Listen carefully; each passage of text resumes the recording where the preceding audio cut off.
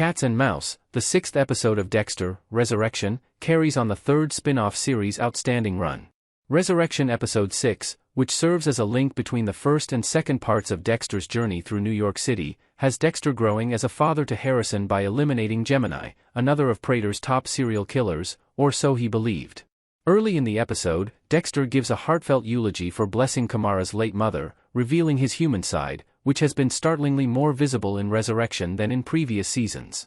But soon after, Prater begins to follow up on Dexter, who is still working incognito as Red, the ride-sharing killer, and dispatches the devoted Charlie to look into it. Only Rapunzel and Gemini remain on Dexter's to-do list after he has successfully eliminated or neutralized 3 of Prater's serial killer dinner party invitees. In Resurrection Episode 6, David Dastmalchian finally gets his chance to shine, presenting Gemini as conceited, self-centered, and, most startling of all, a twin. Dexter was surprised to learn that the notorious Gemini Killer character could be the product of 2 men, one of whom takes pride in holding the top rank on the FBI's most wanted list. The Gemini twin twist is not only unexpected but also reasonable because the Gemini usually killed in pairs, which would have been ambitious for a single serial killer. Future Dexter, Resurrection Season 1 episodes will have more Dastmalchian as Gemini, which is a relief.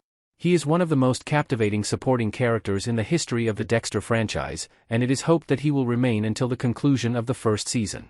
However, given how much Dexter usually enjoys these classic table settings, I must admit that the Gemini's first kill scene did feel a little hurried. In hindsight, it makes more sense because Gemini is not just 1 but 2. Nevertheless, spectators felt as though they were denied the opportunity to see what may have been a historic discussion. Additionally, eliminating Mia, played by Kristen Ritter, made sense for the plot but regrettably feels like a lost chance for the franchise. Ritter, who at first glance seemed to be Dexter's ideal mate, was outstanding as Lady Vengeance, even when her fame turned out to be a lie. She will be greatly missed in Resurrection. The core of Resurrection Season 1 has been Batista's hunt for Dexter as the Bay Harbor Butcher. In addition to being intelligent and strategic, his arc has been exciting, even in brief bursts, which inevitably led him to Detectives Wallace and Olivia's NYPD offices.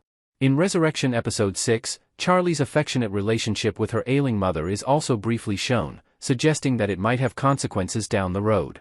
Harrison also offered to watch her son Dante after making a terrible move on Elsa, which almost resulted in a violent brawl between him and Elsa's cruel landlord, played by Steve Scaripa of The Sopranos. An intriguing feature that provides a respite from the violence in Resurrection is the growing relationship between Dexter and Blessings Kamara. Through their bond, Dexter gets direction and advice on how to be a better parent to Harrison. These scenes allude to one of Dexter's main goals in Resurrection, which is to become as emotionally available as possible, even though they undoubtedly take away from the action, perhaps a little too much for my taste.